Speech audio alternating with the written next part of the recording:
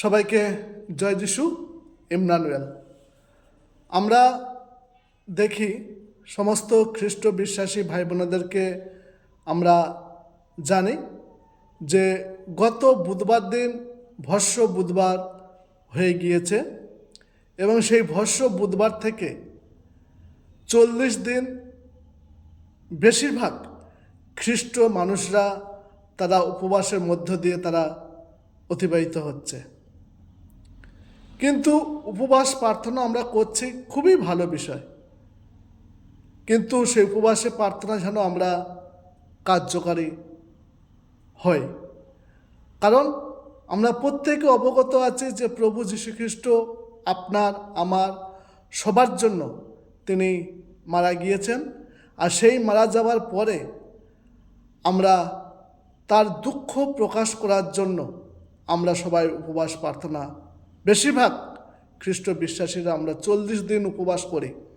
কিন্তু উপবাস করছি, অনেক খ্রিস্ট বিশ্বাসীরা তারা খাদ্য থেকে তারা বিরত থাকছে, যে আমি আজকের জল খাবো না, আমি খাবার খাবো না, আমি উপবাস থাকব।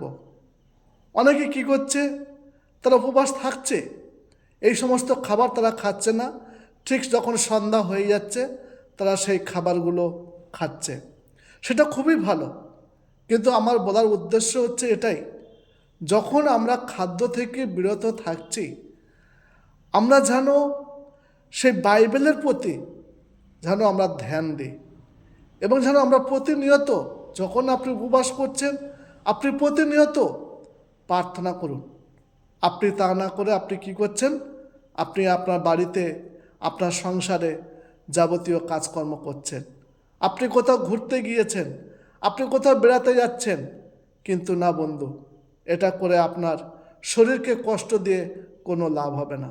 যদি আপনাকে উপবাস করতে হয় তাহলে আপনি সেই রকমভাবে উপবাস করুন যেটা আপনার মনের মধ্যে যেটা জাগছে, যে আমি খাদ্য থেকে বিরত থাকলাম, আমি প্রভুর দুঃখ কষ্টভোগ আমি নিজে কাঁধে তুলে নিলাম, না, এরকম করে লাভ নেই।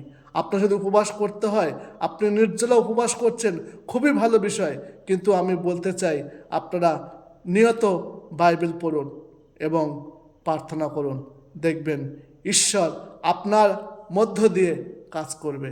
কারণ আমরা জানি প্রত্যেকে, আপনি হয়তো প্রার্থনা করছেন, প্রভু যিশুর কাছে আপনি উত্তর পাচ্ছেন না, কিন্তু সেই বিষয়টা নিয়ে আপনি যখন উপবাস করছেন, সেই উপবাসের মাধ্য দিয়ে আপনি সেই প্রার্থনার বিষয় তুলে ধরুন।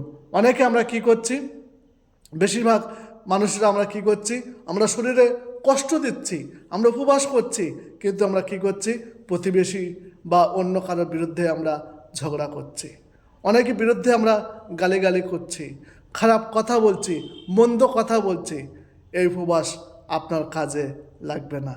তাই আপনাকে বলতে চাই, যারা আজকের আমরা খ্রিস্ট বিশ্বাসীরা, যারা আমরা এই 40 দিন আমরা উপবাস থাকব, আপনি দয়া করে কারোর সাথে ঝগড়া, গণ্ডগোল, চেঁচামেচি, হই হুল্লোড় করবেন না।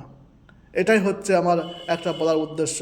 অনেক সময় আবার কি করে আমরা দেখেছি যে আমরা উপবাস করছি, অনেকে আমরা লোক দেখানো উপবাস করি। এই জানিস তো, আজকের আমি 40 দিন ধরে আমরা উপবাস করছি, আমার পরিবার আমরা 40 দিন ধরে উপবাস করছি, আমি লোককে বলছি, আমি লোকেকে শোনাচ্ছি আজকের আমি উপবাস রয়েছি। বন্ধু, এই উপবাসে কোনো দাম নেই, এই উপবাসে কোনো মূল্য নেই, কারণ আপনি লোক দেখানো উপবাস করছেন। ঈশ্বর এই রকম ব্যক্তিকে কখনো পছন্দ করেন না।